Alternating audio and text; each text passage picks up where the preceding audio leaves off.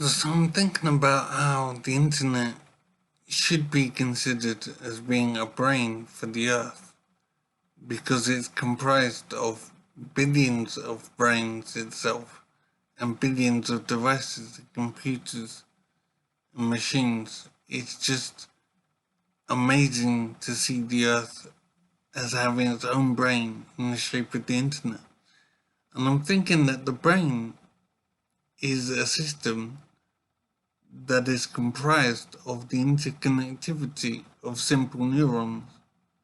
So you interconnect all of these neurons and you get a consciousness, you get an intelligence, you get a brain basically, you get an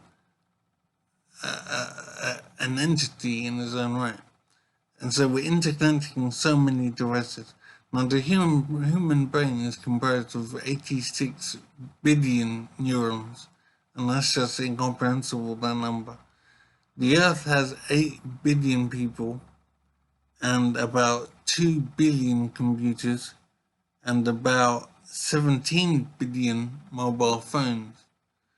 So that's 25, 33, that's something like 33 billion neurons essentially for the brain of the Earth. So we're getting to the complexity of the human brain, but it's about a third or whatever of the capacity and abilities of the human brain. But I think we have essentially created a brain for the Earth in the shape of the internet. And that means we're going to have to contend with the Earth and the internet as being a consciousness, as being an intelligence in its own right, an entity that we're going to have to deal with and contend with, and an entity that can process information incredibly greatly, and it has perfect memory and doesn't need to sleep or eat. So we are at a disadvantage in dealing with this entity. So something has to happen. I don't know how we handle dealing with an Earth consciousness, but I think it's definitely the case.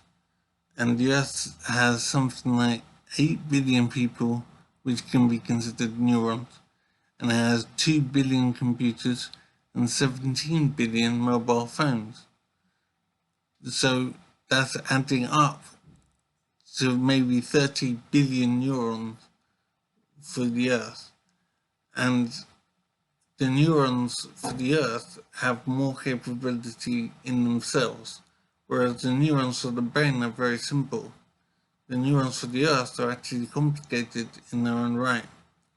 And so the potential for what this means for the capability of the Earth in terms of its intelligence and its consciousness and what it can do is just awesome to imagine what this might mean for the whole of humanity, having to deal with a conscious Earth in its own right. And as I said, the brain is basically the interconnectivity of very simple neurons. And so we have our internet, which is interconnected with devices and also with brains.